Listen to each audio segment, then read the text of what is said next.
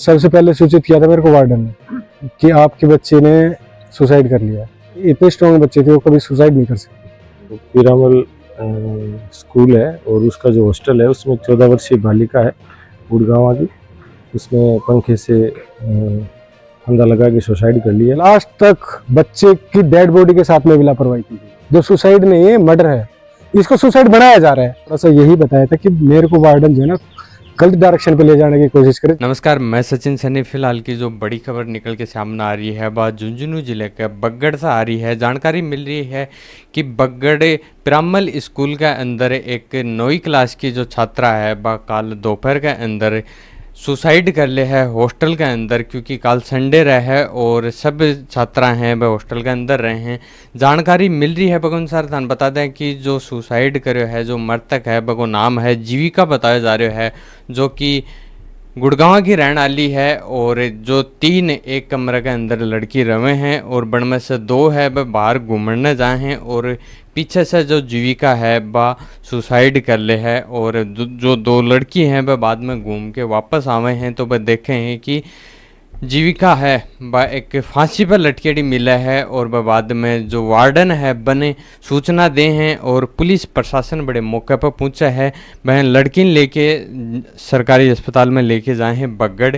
बड़े डॉक्टर है बनने मृत घोषित कर दे हैं। परिजन है बनने सूचना दी गई तो वह कल शाम के बगड़ पहुंचा है। आज बॉडी को पोस्टमार्टम करवा जी सुसाइड का बता रहे हैं, लेकिन मेरे बच्चे सुसाइड नहीं कर सकते और ना सुसाइड किया है उसने, उसको मारा गया है।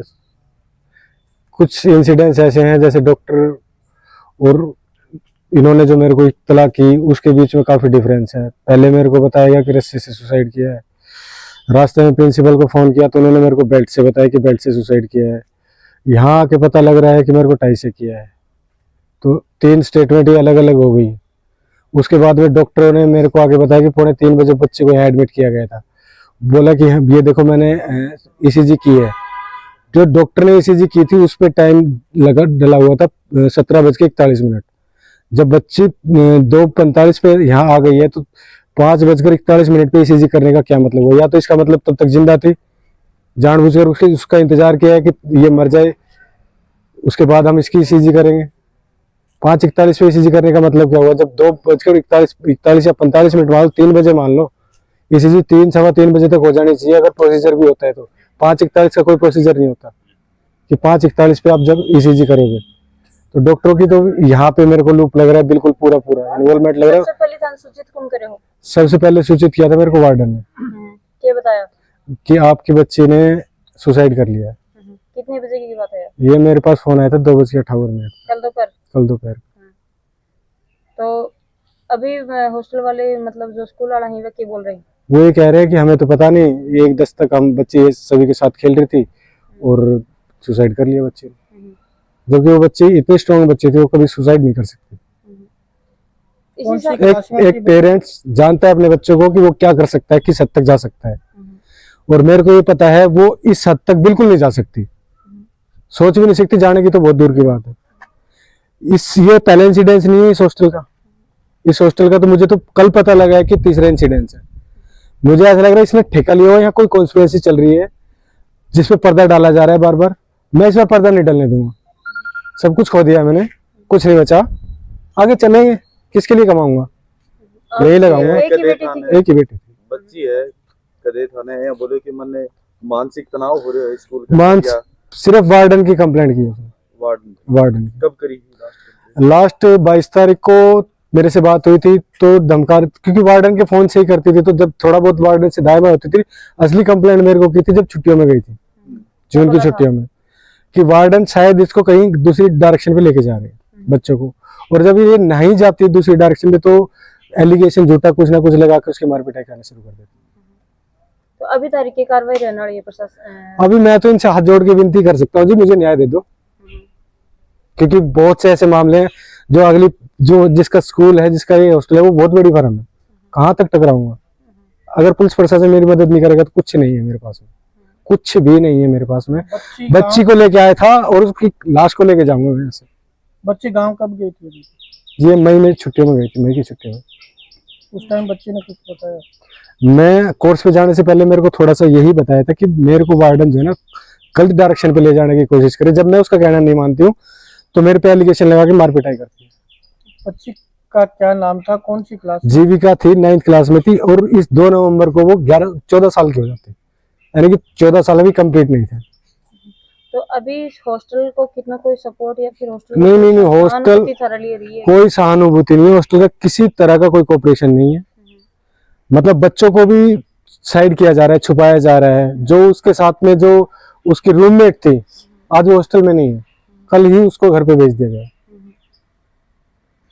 क्या पता लगेगा? कोई सुसाइड नोट कुछ नहीं मिला है। बच्चे ने सुसाइड किया होगा तभी तो सुसाइड नोट मिलेगा। जो सुसाइड नहीं है मर्डर है, इसको सुसाइड बनाया जा रहा है। एक मर्डर को सुसाइड बनाया जा रहा है क्योंकि इससे पहले भी हुए हैं इंसिडेंट्स, उनको भी ऐसे ही किया है। आरोपी पर शक है, अगर मर्डर को तो नाम दे रहा हूं। मेरे को वार्डन पे पूरा शक है। वार्डन, प्रशासन, जो स्कूल प्रशासन है, स्कूल प्रशासन ने भी तो गुमराह किया ना मेरे को, सही जानकारी नहीं दी। स्कूल प्रशासन, प्रिंसिपल हॉस्पिटल में है, बच्चे को मेरे को बता रही है कि हॉस्पिटल में आने के बाद में दम तोड़ा है। मेरे को ये बता दिया था जब मैंने फोन करके फर्स्ट टाइम जब कॉल आया तभी मैंने 2 बार पूछा है उसको हॉस्पिटल ले जाओ, ठीक है? कह रही है नहीं, बच्ची खत्म हो चुकी है। मैंने कहा ठीक है, आप 112 पे कॉल कीजिए। उन्होंने 112 पे कोई कॉल नहीं किया। कॉल जो गया है पुलिस के पास, जो फोन किया है यहाँ डॉक्टरों ने किया है। कॉलेज मतलब हॉस्टल वालों ने मतलब लास्ट तक बच्चे की डेड बॉडी के साथ में भी लापरवाही की गई है। और हॉस्पिटल में मेरे को 5:41 की ईसीजी की रिपोर्ट दिखाई जा रही है। अब मैं उसका फोटो खींचता उससे पहले ही डॉक्टर ने जेब में रखे, मैं डॉक्टर के पीछे पीछे, डॉक्टर मेरे से आ गया। मेरे को दिखाई नहीं दोबारा। पहले तो वो सोच रहे थे ऐसे ही बहाव में बह के और ऐसे मान के चला जाएगा, लेकिन जब बच्चा खो गया, मैं भाव में नहीं हूँ। अब मैं उसके न्याय के लिए खड़ा हूँ, लड़ूंगा जहां तक चलेगा वहां तक लड़ूंगा। पोस्टमार्टम में किया है? पोस्टमार्टम मैं यहाँ से नहीं कराना चाहता। जो इस हॉस्पिटल का स्टाफ है, मैं नहीं चाहता वो इस पोस्टमार्टम में कहीं पे भी इन्वॉल्व हो। मैं डिस्ट्रिक्ट, पहले तो है डिस्ट्रिक्ट, अगर डिस्ट्रिक्ट में भी कुछ नहीं होता है तो मैं एम्स में कराऊंगा, इसका मेडिकल एम्स में कराऊंगा। क्योंकि कुछ तथ्य यहाँ पे भी हॉस्पिटल प्रशासन भी मेरे को संतुष्ट नहीं कर पा रहा। न्याय की आप लोगों से उम्मीद है, आप स्तंभ हो एक लोकतंत्र का, आप भी एक स्तंभ हो, आप मेरी आवाज को उठाओ। जहां कहीं कुछ ऐसा होता है आप ही न्याय दिलाते हो और आपकी जिम्मेवारी है आप न्याय दिलाओ। बच्ची कौन सा हॉस्टल में कितना साल से थिएटर? यहाँ तीसरा उसका चल रहा था, तीसरा साल चल रहा था। 23-24 में मैंने यहाँ इसको एडमिट कराया था, एडमिशन कराया था। 23-24, 24-25 और 25-26। 25-26 में इन्होंने मेरे को डेड बॉडी दे दी। हॉस्टल में स्कूल का नाम क्या है? Piramal girls senior secondary school ji. और पीरामल ही हॉस्टल है, वो तो आप जानते हो पीरामल तो कितनी बड़ी आसामी है। मेरा नाम दुर्गेश है, मेरी बच्ची का नाम जीविका था। कल 2:30-3 बजे करीब पुलिस को सूचना मिली थी कि जो पीरामल स्कूल है और उसका जो हॉस्टल है उसमें 14 वर्षीय बालिका है गुड़गांव की, उसने पंखे से फंदा लगा के सुसाइड कर लिया।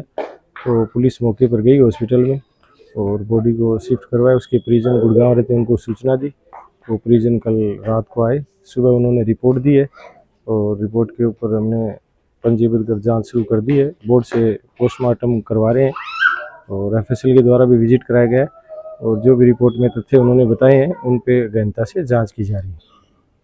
आने के लगा है कि घटना हुए हैं बनका बाराम थारो के खैनो है। कमेंट बॉक्स में कमेंट करके जरूर बताओगा। लगातार ऐं की अपडेट और जानकारी पाने के लिए बने रहियो चैनल का साथ में। धन्यवाद।